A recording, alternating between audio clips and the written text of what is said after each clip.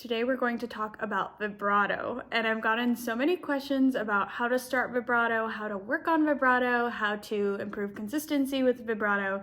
So today we're going to go through all that. I'm going to give you some exercises to work on it, and yeah. Hi, I'm Anastasia. I'm a professional flutist or flautist, whatever you prefer, and today we're going to talk about vibrato.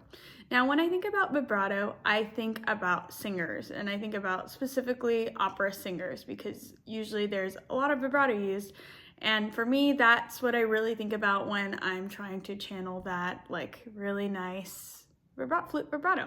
Now, you might have been told by your teacher, or you might feel in yourself that your tone is not 100% solid yet, and that's totally fine. But for you, that means you should not be learning vibrato yet, okay? So that's just a bit of a disclaimer. You shouldn't learn vibrato until you have a really solid, consistent sound. So it's essential to first understand how to do the vibrato. So we do vibrato with our air as flutists, and something that I was taught by my former teacher was you want to think of it as you, and your air is never stopping. So we can start on any random note. I'm going to go with G, because why not?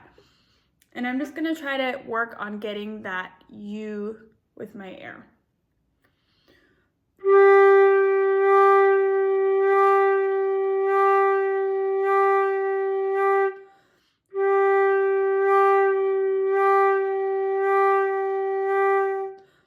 Making sure that my sound is never stopping. So I don't want my vibrato to sound like this.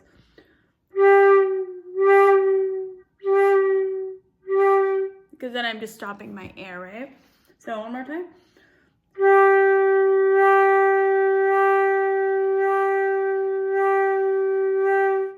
So you just want to get used to like what it feels like to do the vibrato, right?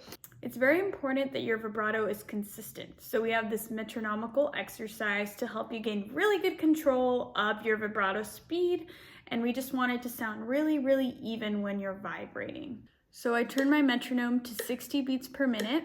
You can always go a bit slower if that feels too fast for you. So you can do this chromatically, and you can start on any note, but I'm just going to start on a G because it's an easier note for us to play. So what we're going to do is quarter notes, then eighth notes, then triplets, and then 16th notes, okay? So we're gonna turn it to 60.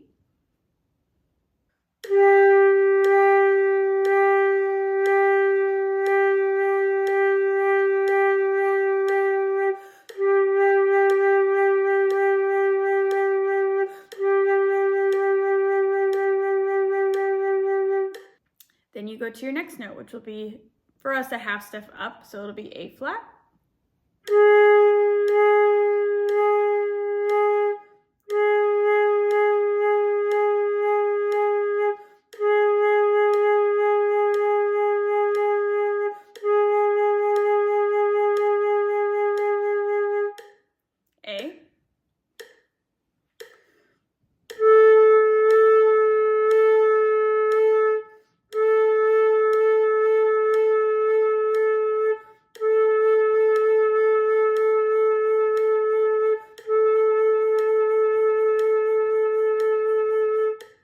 And so on and so forth until you get to a note that you want to stop on. But it really helps to practice it on one singular note rather than try to do like a piece already. Now, a more advanced concept. Let's say you're feeling pretty solid with your vibrato, it's consistent. We want to vary our vibrato. We don't always want to have the same kind of vibrato, or else it gets kind of boring, right? And we want the vibrato to match the color of whatever song you're playing, and also to vary based on what you're going for, right? Because we can do wider vibrato,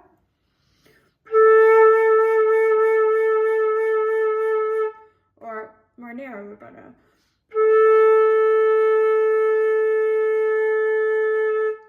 So we can vary our width of our vibrato, which is like these waves that are happening, based on what we're going for. Now, in a lot of like more orchestral type music, we want our vibrato, and it depends, to be a little more narrow so that it doesn't really stick out so much when we're in the ensemble. So when I think about blending more, I think about doing this, what we call inside the sound vibrato, where it's not so wide. So just a more advanced thing to think about is what kind of vibrato you want and where you're using it, which is another topic too, is you don't want to vibrate on everything, right? Because then it loses its color. Let me just play like an excerpt from the Shamanade, and I'll vibrate on every single note and tell me if that sounds good.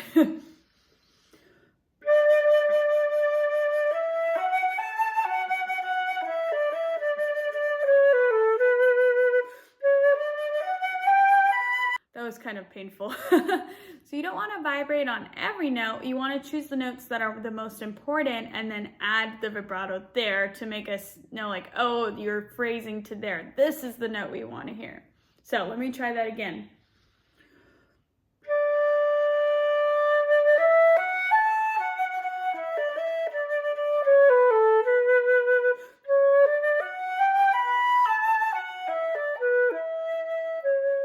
So I'm being a little more picky with how I vibrate, where I vibrate, and all that stuff.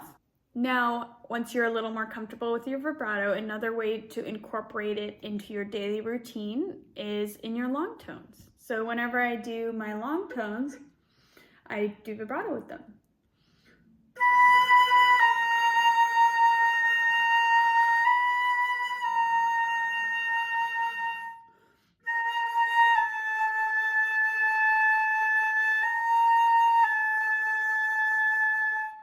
And then so on. But basically I'm making it a part of my daily routine to practice vibrato.